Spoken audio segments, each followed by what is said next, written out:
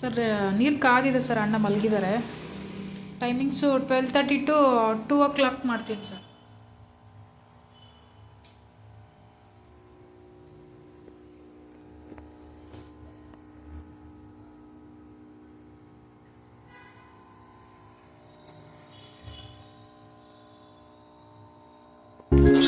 ನಾನು ಡಾಕ್ಟರ್ ಸಂದೀಪ್. ನಮ್ಮ ಚಾನಲ್ನಲ್ಲಿ ಆರೋಗ್ಯದ ಬಗ್ಗೆ, ರೋಗದ ಲಕ್ಷಣಗಳ ಬಗ್ಗೆ, ಮನೆಮದ್ದುಗಳ ಬಗ್ಗೆ ಮತ್ತು ಮಾನವನ ಸರ್ವಾಂಗೀಣ ಬೆಳವಣಿಗೆಗಳ ಬಗ್ಗೆ ನಾನು ವಿಡಿಯೋ ಮಾಡಿ ಹಾಕ್ತಾ ಇರ್ತೀನಿ ಸ್ನೇಹಿತರೆ.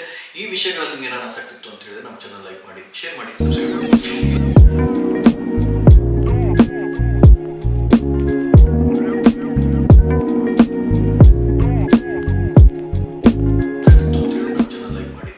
ಸಬ್ಸ್ಕ್ರೈಬ್ ಮಾಡಿ. ಇವತ್ತಿನ ವಿಷಯ ನ್ಯಾಚುರಲ್ ಡಯಾಲಿಸಿಸ್. ಈಗ ಡಯಾಲಿಸಿಸ್ನ ಮಾಡುವಾಗ ಪೇಷಂಟ್ಗಳು ಅಂತಂದರೆ ರೋಗಿಗಳಿಗೆ ಬಹಳಷ್ಟು ತೊಂದರೆ ಆಗುತ್ತೆ.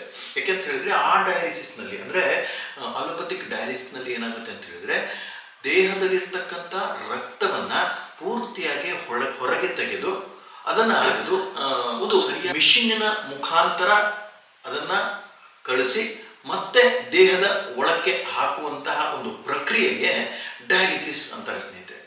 ಆದರೆ ನಾನಿವತ್ತು ನಿಮಗೆ ತಿಳಿಸ್ಕೊಡ್ತಕ್ಕಂಥ ಡಯಾಲಿಸಿಸ್ ಅಂತ ಹೇಳಿದ್ರೆ ನ್ಯಾಚುರಲ್ ಡಯಾಲಿಸಿಸ್.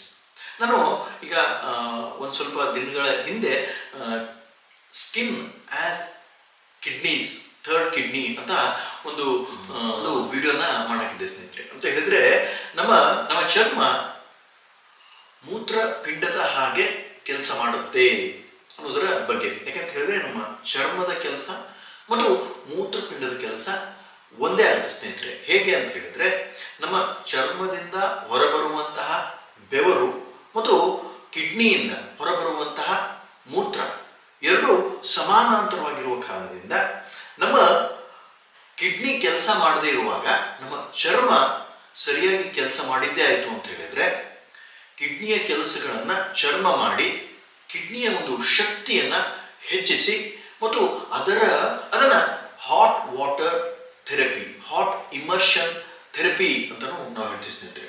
ಸೊ ಹೀಗಾಗಿ ನಾವು ನಮ್ಮ ದೇಹವನ್ನು ಹಾಟ್ ವಾಟರಲ್ಲಿ ಅಂತ ಹೇಳಿದ್ರೆ ಬೆಚ್ಚನೆಯ ನೀರಿನಲ್ಲಿ ಪೂರ್ತಿಯಾಗಿ ಒಂದು ಟಬ್ನಲ್ಲಿ ಕುಳಿತುಕೊಂಡಾಗ ನಮ್ಮ ದೇಹದಲ್ಲಿ ಸರ್ ನೀರು ಕಾದಿದೆ ಸರ್, ಅಣ್ಣ ಮಲಗಿದ್ದಾರೆ.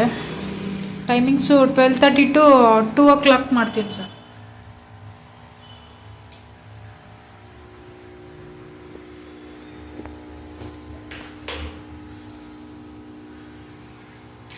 ಈ ಬೆಚ್ಚನ ನೀರಿನಿಂದ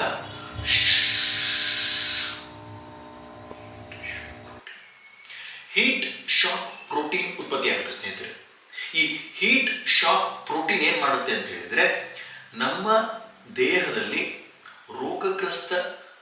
ರೋಗಗ್ರಸ್ತ ಜೀವಕಣಗಳನ್ನು ಪುನರ್ಜೀವಿತಗೊಳಿಸಿ ಆ ಒಂದು ಜೀವಕಣಕ್ಕೆ ಶಕ್ತಿ ತುಂಬಿ ಯಾವುದೇ ಒಂದು ಭಾಗದಲ್ಲಿ ನಮ್ಮ ದೇಹದಲ್ಲಿ ಶಕ್ತಿಹೀನ ಜೀವಕಣವನ್ನು ಪುನರ್ಜನಿತ ಮಾಡುವಂತಹ ಒಂದು ಶಕ್ತಿ ಹೀಟ್ ಶಾಕ್ ಪ್ರೋಟೀನ್ಗೆ ಇರುತ್ತೆ ಸ್ನೇಹಿತರೆ.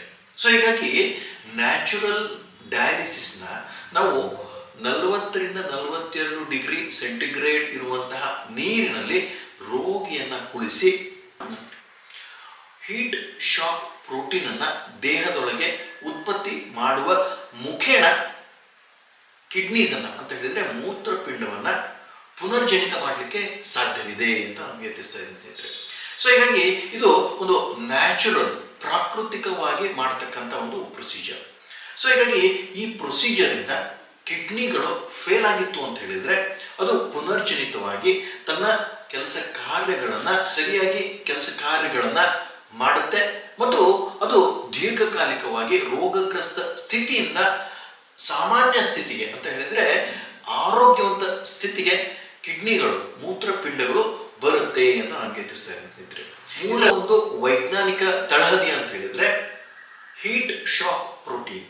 ನಾವು ಬಿಸಿನೀರಿನಲ್ಲಿ ಕುಳಿತಾಗ ಏನಾಗುತ್ತೆ, ಹೀಟ್ ಶಾಕ್ ಪ್ರೋಟೀನ್ ನಮ್ಮ ದೇಹದಲ್ಲಿ ಉತ್ಪತ್ತಿಯಾಗಿ ಸೆಲ್ಯುಲರ್ ಹೀಲಿಂಗ್, ಜೀವಕಣದ ಒಂದು ಪುನರ್ಜೀವಿತವನ್ನ ಈ ಹೀಟ್ ಶಾಕ್ ಪ್ರೋಟೀನ್ ಮಾಡುತ್ತೆ ಸ್ನೇಹಿತರೆ. ಸೊ ಹೀಗಾಗಿ ಕಿಡ್ನಿಗಳು ಪೂರ್ತಿಯಾಗಿ ವಿಫಲವಾಗಿದೆ ಅಂತ ಹೇಳಿದ್ರೆ ಹಾಟ್ ವಾಟರ್ ಇಮರ್ಷನ್ ಥೆರಪಿ ಏನಾಗುತ್ತೆ ಅಂತ ಹೇಳಿದ್ರೆ ಡಯಾಲಿಸಿಸ್ನ ಒಂದು ಕೆಲಸವನ್ನ ಮಾಡಿ ನಮ್ಮ ದೇಹದಲ್ಲಿ ಡಿಟಾಕ್ಸಿಫಿಕೇಶನ್ ಮಾಡಿ ನಮ್ಮ ದೇಹದಲ್ಲಿ ಇರ್ತಕ್ಕಂಥ ಕಲುಷಿತಗಳನ್ನ ಚರ್ಮದ ಮುಖೇನ ಹೊರಗೆ ಹಾಕಿ ಮತ್ತು ಕಿಡ್ನಿಯ ಜೀವಕಣಗಳು ಪುನರ್ಜೀವಿತಗೊಂಡು ಕಿಡ್ನಿ ಕೆಲಸ ಕಾರ್ಯಗಳನ್ನು ಮತ್ತೆ ಸರಿಯಾಗಿ ಮಾಡುವ ಹಾಗೆ ಮಾಡುತ್ತೆ ಸ್ನೇಹಿತರೆ. ಸೊ ಹೀಗಾಗಿ ಈ ನ್ಯಾಚುರಲ್ ಡಯಾಲಿಸಿಸ್ ಮಾಡುವ ಮುಖೇನ ರೋಗಿಗಳನ್ನು, ಕಿಡ್ನಿ ಫೇಲರ್ ರೋಗಿಗಳನ್ನು ಮತ್ತೆ ಆರೋಗ್ಯಕರವಾಗಿ ಮಾಡಲಿಕ್ಕೆ ಸಾಧ್ಯ ಉಂಟು ಅಂತ ನಮಗೆ ತಿಳಿಸ್ತಾ ಇದ್ದೀನಿ ಸ್ನೇಹಿತರೆ. ಸೊ ಈಗ ಇದಿಷ್ಟು ಮಾಹಿತಿ ಈ ಒಂದು ವಿಡಿಯೋದಲ್ಲಿ ಸ್ನೇಹಿತರೆ. ನಿಮ್ಗೆ ಏನಾದ್ರು ಪ್ರಶ್ನೆಗಳಿತ್ತು ಅಂತ ಹೇಳಿದ್ರೆ ಕಾಮೆಂಟ್ ಸೆಕ್ಷನ್ ಹಾಕಿ. ನಮ್ಮ ಚಾನಲ್ನ ಲೈಕ್ ಮಾಡಿ, ಶೇರ್ ಮಾಡಿ, ಸಬ್ಸ್ಕ್ರೈಬ್ ಮಾಡಿ. ಇದು ಬಹಳಷ್ಟು ಜನರಿಗೆ ತಲುಪುವ ಹಾಗೆ ಮಾಡಿ. ಬಹಳಷ್ಟು ಕಿಡ್ನಿ ಪೇಷಂಟ್ಸ್ ಇದ್ದಾರೆ ಪಾಪ, ಅವರು ಇದು ಡಯಾಲಿಸಿಸ್ ಮಾಡಿಸ್ಕೊಳ್ತಾನೆ ಇರ್ತಾನೆ. ದಿನಂಪ್ರತಿ ಅವರ ಕಿಡ್ನಿ ಕೆಲಸ ಮಾಡ್ದೇನೆ ಪೂರ್ತಿಯಾಗಿ ಸ್ಥಗಿತಗೊಂಡ್ಬಿಟ್ಟಿರುತ್ತೆ ಕಿಡ್ನಿಯ ಒಂದು ಕೆಲಸ ಕಾರ್ಯಗಳು. ಸೊ ಈ ಒಂದು ಪ್ರೊಸೀಜರಿಂದ, ಈ ಒಂದು ಕಾರ್ಯವಿಧಾನದಿಂದ ಕಿಡ್ನಿಯನ್ನ ಪುನರ್ಜೀವಿತ ಮಾಡಲಿಕ್ಕೆ ಸಾಧ್ಯವಿದೆ ಅಂತ ಎಲ್ಲರಿಗೂ ತಿಳಿಯಲಿ ಅಂತ ಈ ಒಂದು ವಿಡಿಯೋ ಸ್ನೇಹಿತರೆ. ಈ ವಿಡಿಯೋನ ಹೈಪ್ ಮಾಡಿ ಅಂತ ಹೇಳ್ತಾ 7 ಮಾತುಗಳನ್ನ